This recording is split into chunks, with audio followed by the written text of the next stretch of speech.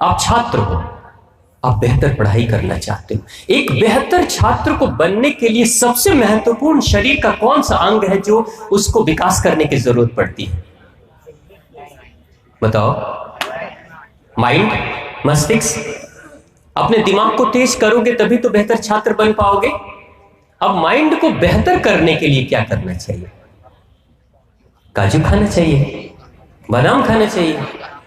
आप इंटरनेट पे, यूट्यूब पे देखोगे, वीडियो में देखोगे, आप टीवी पे देखोगे, काजू खाओ, बादाम खाओ, तो ये खाओ, तो वो खाओ, 50 चीजें खाओ। क्या खाओगे? योगा करो। गुड, बहुत अच्छी बात, तालियां बजा दो योगा के लिए।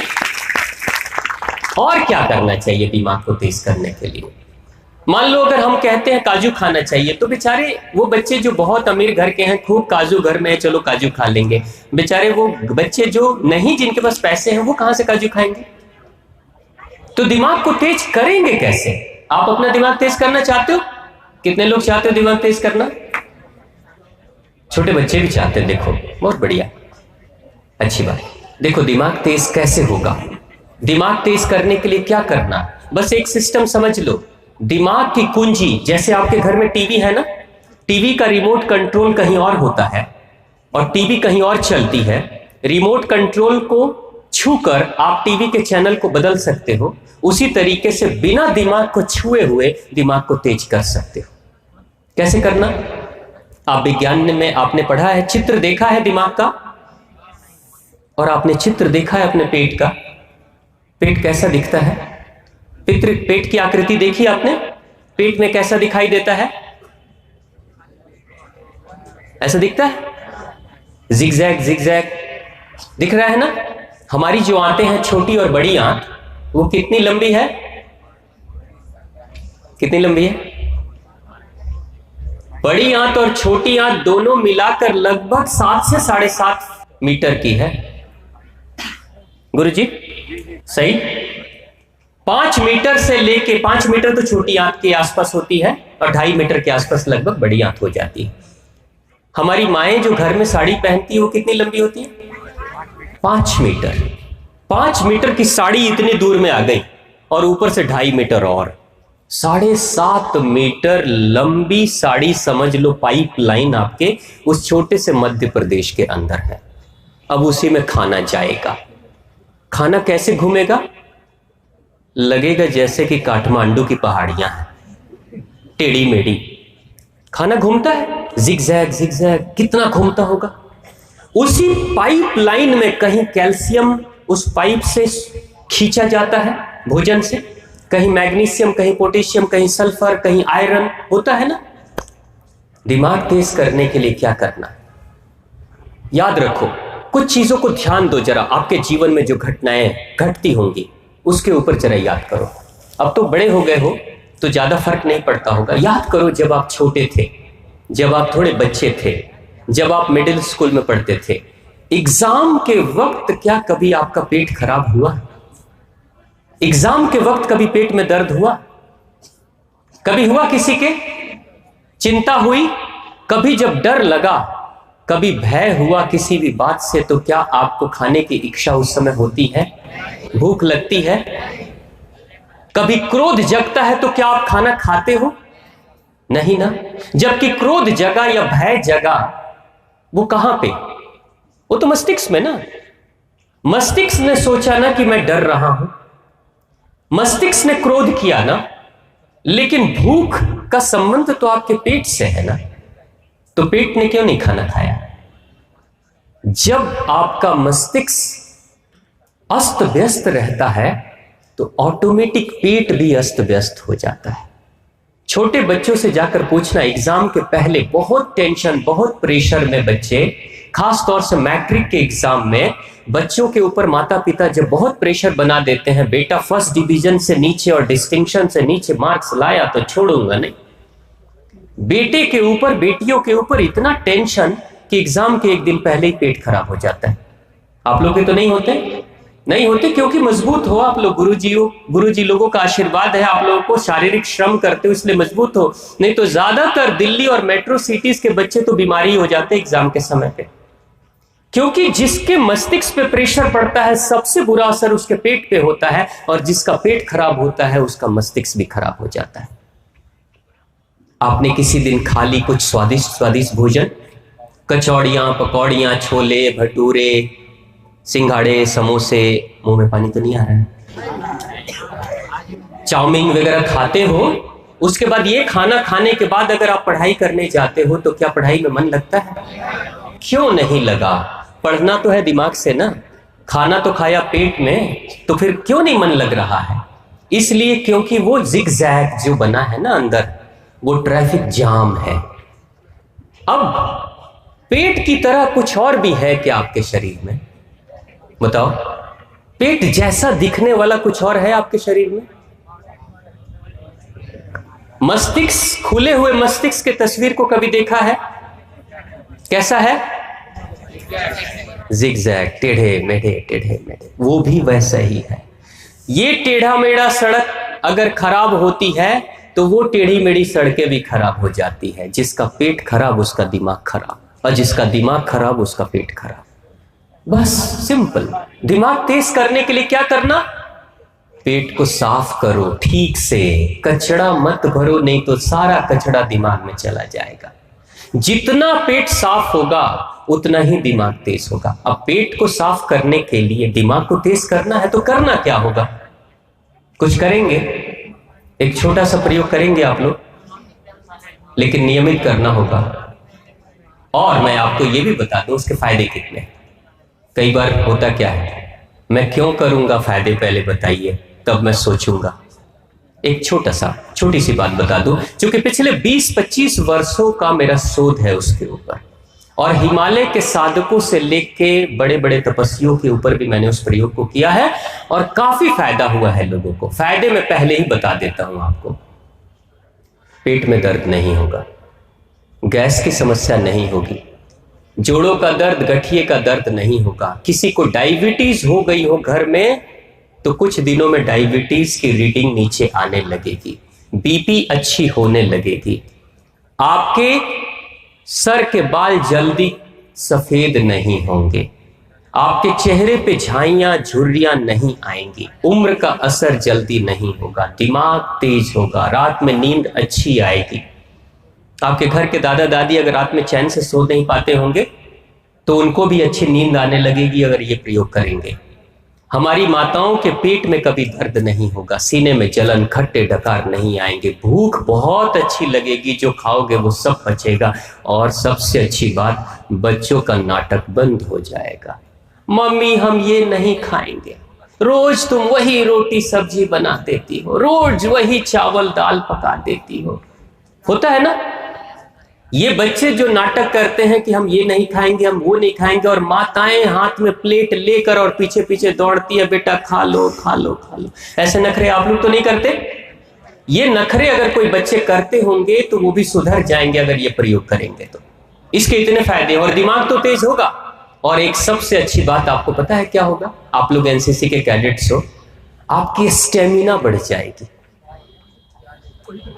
इस दुनिया में सबसे ज्यादा हाई स्टेमिना वाला कौन है बताओ? आदमी और जानवर सब मिलाकर बोलो, सबसे ज्यादा स्टेमिना किसमें है? घोड़ा। इसलिए हॉर्स पावर, जबकि उससे ज्यादा शक्तिशाली हाथी है, घोड़े से भी ज्यादा शक्तिशाली हाथी है, लेकिन एलिफेंट पावर तो कभी नहीं बोला ना, हमेशा हॉर्स पावर बोलते हैं। एक स्पोर्ट्स पर्सन को, एक खिलाड़ी को क्या चाहिए? हॉर्स पावर, एलिफेंट पावर नहीं। एलिफेंट पावर खाना है तो कोई बात नहीं, खाते रहो सोते रहो, खाते रहो सोते रहो, कुछ दिन में हाथी तो बन ही जाओगे, हो ही जाओगे, उसके लिए कुछ मेहनत करने की जरूरत नहीं। लेकिन आपको पता है घोड़े का गुण कैसा होता है? घोड़ा, कभी किसी घोड़े को आपने बैठे हुए देखा? बैठे हुए घोड़ा, गाय की तरह, भैंस की तरह? घोड़ा वही बैठता है जो बीमार है। लेकिन आर्मी वालों के घोड़े को कभी आप बैठे हुए नहीं देखोगे, या तो घोड़ा खड़ा रहेगा, नहीं तो गिरा हुआ रहेगा। बिल्कुल गिरा हुआ। अगर फंस गया, चोट लग गई, गिर गया तो गिरा हुआ है, और नहीं तो खड़ा है तो खड़ा है। बीच में बैठा हुआ स्थिति में कभी घोड़ा नहीं रहता है, सो लेता है उसी में। क्यों? इतनी शक्ति है उसके अंदर, घोड़े के अंदर। घोड़े के अंदर स्टेमिना होती है। घोड़े के अंदर स्टेमिना कैसी होती है? घोड़ा जब दौड़ता है ना, घुड़सवार, घोड़े को अगर मारना हो तो सबसे आसान तरीका पता है घोड़े को मारने का क्या है? न चाकू मारो, न गोली मारो, न जहर दो, 10 किलोमीटर दौड़ा कर लाओ और खूंटे में बांध दो, कुछ देर में मर जाएगा। बस इतना ही से मर जाता है घोड़ा। जो अच्छे घुड़सवार होते हैं आर्मी के लोग, वो घोड़ों को दौड़ाते हैं। घोड़ों के लिए ही सिर्फ वही एक जानवर है जिसके लिए अस्तबल बनता है, कोर्टयार्ड बनता है ना। आपने देखा होगा बड़े बड़े बांस के बाउंड्रीज बनाकर और घेरे में घोड़े को छोड़ दिया जाता है।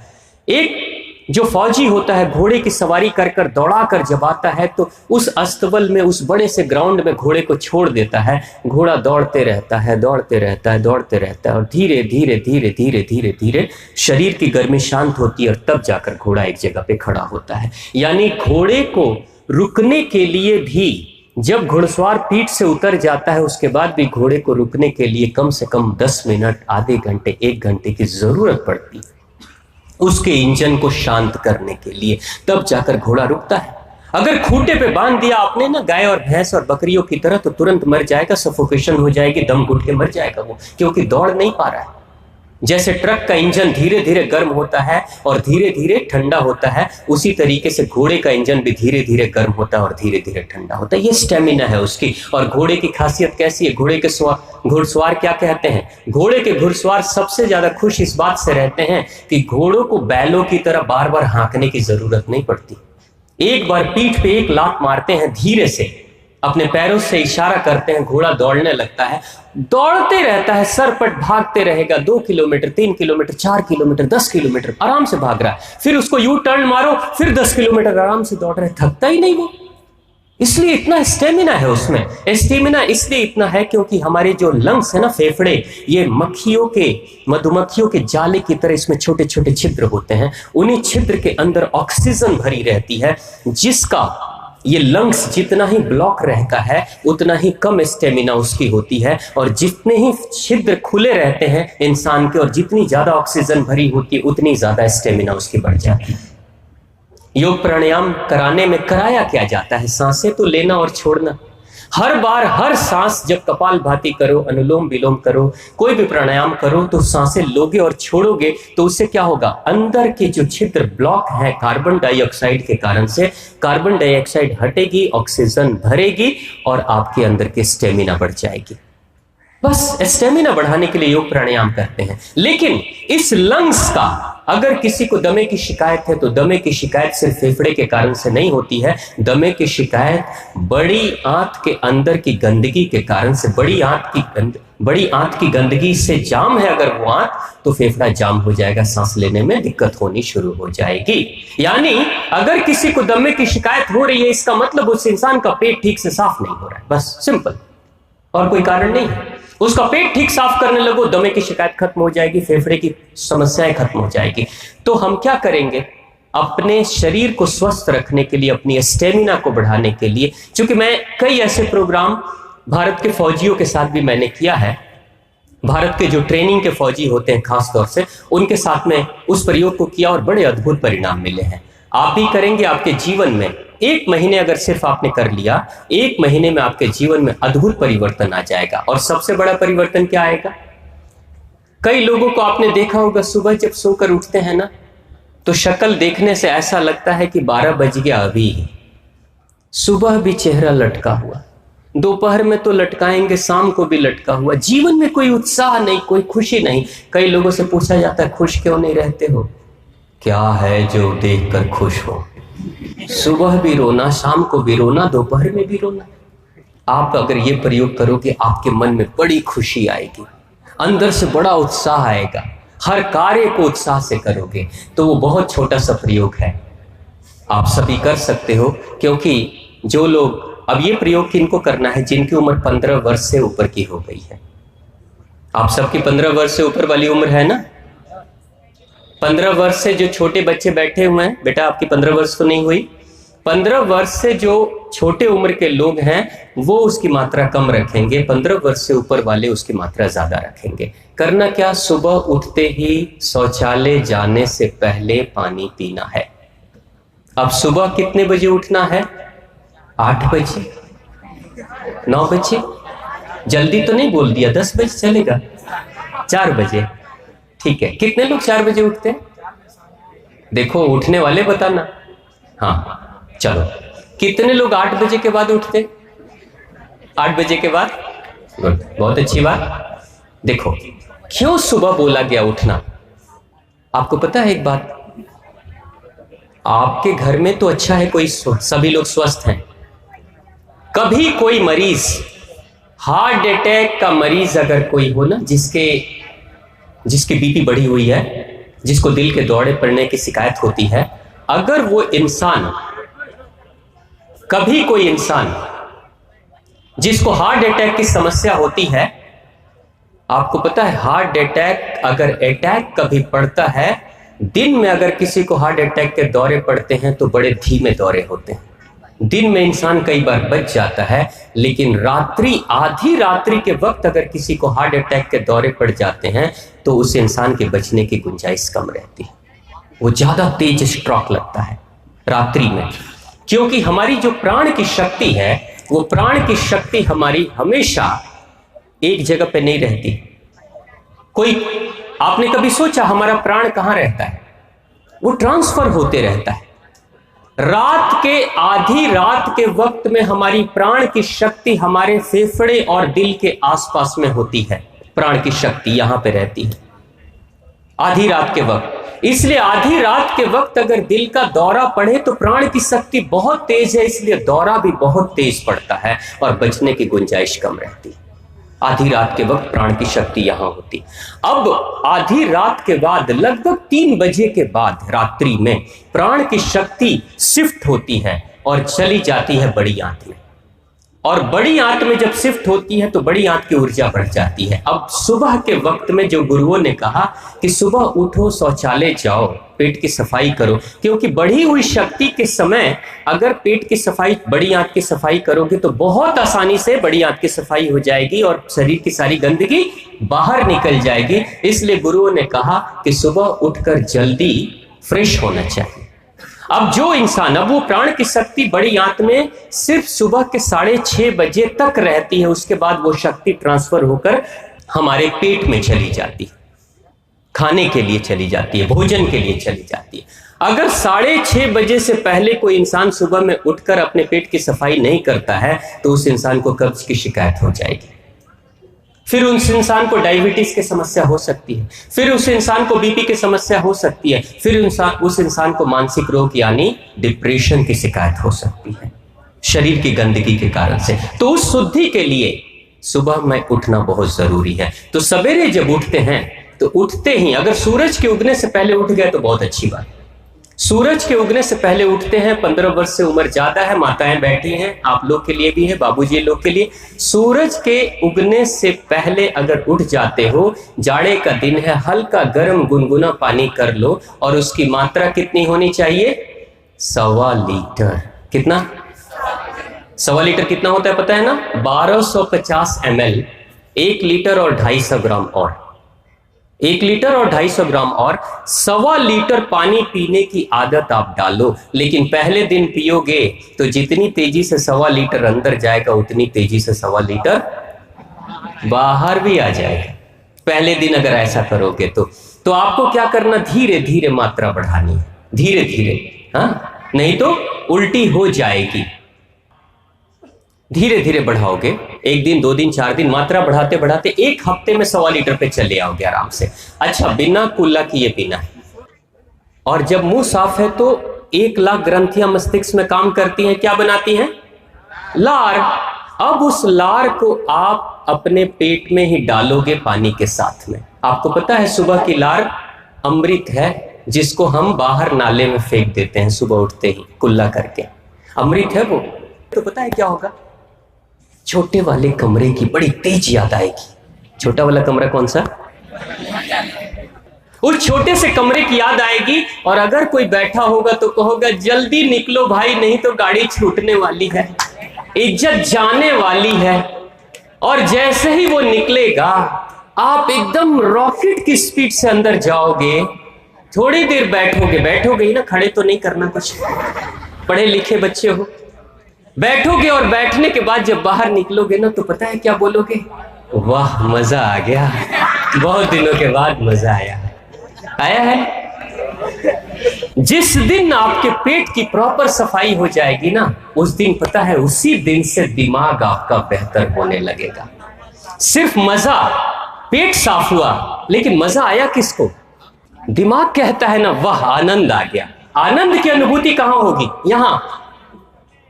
लेकिन साफ क्या हुआ? ये तो ये जिगजैग इसका साफ हो गया तो इसका भी जिगजैग साफ। ये है अपने दिमाग को बेहतर करने का सबसे सुंदर मंत्र। मैं भी आपकी तरह जब मैं इन प्रयोगों को नहीं करता था तो मेरे साथ भी बड़ी समस्याएं होती थी।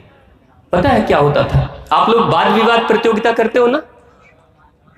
आप लोगों ने भाग लिया स्कूल में, गुरुजी ने कितना सुंदर प्रतियोगिता कराया। वाद विवाद प्रतियोगिता क्यों कराना?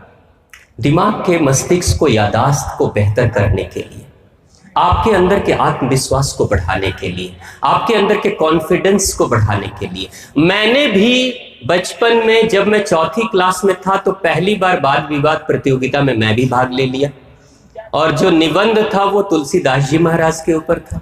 अब बड़ी तैयारी करके तो मैं आया, मेरे को कुछ दोस्तों ने कहा कि भाई मत जाओ, वहां जो जाता है वो भूल जाता है, लेकिन फिर भी मैं जिद करके आ गया। अब जब बोलने की बारी आई, सारे बच्चे मेरे मित्र सभी बैठे हुए थे साथ में, मैं खड़ा हो गया। अब तुलसीदास जी महाराज एक महान रामचरितमानस की रचना किया, तुलसीदास जी ने ये किया वो किया, तुलसीदास जी का जन्म, तुलसीदास जी, गुरु जी बगल में बैठे हैं, बोलो बेटा बोलो बोलो, तुलसीदास जी। और जो मेरे दोस्त थे वो कोई मेरी बात को पहले नहीं सुन रहा था, और जब मैं अटक गया ना, ऊपर छत देखने लगा, तब देख देख देख देख भूल गया, देख भूल गया, है ना। तुलसीदास जी, मेरा जो दोस्त है वो कह रहा है बोलो बोलो, बोला था ना नहीं जाओ वहां पे, भूल गया ना। और फिर मैं आकर बैठा। उसके बाद से मैं सोचा कि आखिर मैं भूला क्यों, जबकि याद करके गया था। आगे की बातें क्यों भूल गया? इंफॉर्मेशन जो होती है ना, सूचना, वो यहां मस्तिष्क में रहती है, और सूचना छोटे छोटे टुकड़ों में रहती है। सूचना जैसे नदी को देखा आपने, नदियों में छोटी छोटी नावें बहती हैं, छोटी छोटी नाव। एक सूचना अगर आती है दूसरे नाव के पास, मान लो एक सूचना वाली नाव बह रही है पानी में, दूसरी सूचना वाली नाव बह रही है पानी में, तीसरी सूचना वाली नाव बह रही है पानी में। जो इंसान पानी पीना शुरू करेगा, आपको पता है आपके ब्रेन में पानी की मात्रा कितनी है? लगभग 80% से ज्यादा पानी ही होता है ब्रेन के अंदर। और पानी के माध्यम से, उस फ्लूइड और लिक्विड के माध्यम से हमारे अंदर की सूचनाएं तैरते हुए आती हैं और हमारे आगे के तरफ में यहां आती है, तब हमें बातें याद आती। कई बार आपने देखा होगा, अपने पुराने मित्र को याद कर रहे हो और नाम भूल रहे हो, उसका नाम तो मुझे याद है लेकिन अभी याद नहीं आ रहा है, ऐसा होता है ना। और अचानक क्लिक किया, अरे हाँ उसका नाम रमेश है, उसका नाम सुरेश है, उसका नाम ये है, होता है। ये जो फ्लो ऑफ इंफॉर्मेशन है, सूचनाएं हैं चारों तरफ से, ये हम सबके दिमाग में बिखरी बिखरी सी हुई है। लेकिन जब इंसान पानी पीने की आदत डाल लेता है, ये इस प्रयोग शुरू कर देता है, तब क्या होगा? उस पानी के माध्यम से, अब एक बात सोचो, नदी अगर सूख जाए तो क्या नाव तैर पाएंगी? नहीं ना। उसी तरीके से दिमाग जिसका सूख गया है, उसके जीवन में भी फ्लो ऑफ इंफॉर्मेशन, सूचनाओं के आने का जो प्रवाह है वो स्लो हो जाता है। इसलिए वो इंसान सब कुछ पढ़ते हुए भी भूल जाता है। तो अपने ब्रेन को, अपने मस्तिष्क को बेहतर करने के लिए भी ये प्रयोग करना शुरू कर दो। कल से शुरू करेंगे सब लोग? कितने लोग करेंगे? पक्का? माताएं नहीं करेंगी, आप लोग भी करेंगी? जरूर करिएगा, बहुत अच्छा परिणाम मिलता है। और 1 महीने सिर्फ आप कर लोगे तो जीवन में अद्भुत परिणाम मिलेगा। और यही यही भगवान श्री राम को भी उनके गुरु ने सिखाया था। सिर्फ किताबों की शिक्षा मत ग्रहण करो, किताबों के साथ अपने शरीर को भी बेहतर बनाने की कोशिश करो, क्योंकि अच्छा छात्र वही होता है जिसका शरीर स्वस्थ और तंदुरुस्त होता है, और अच्छा छात्र वही होता है जिसका मन बेहतर होता है और जिसकी याददाश्त अच्छी होती है। निश्चित तौर से वो जीवन में बेहतर कार्य कर पाता है।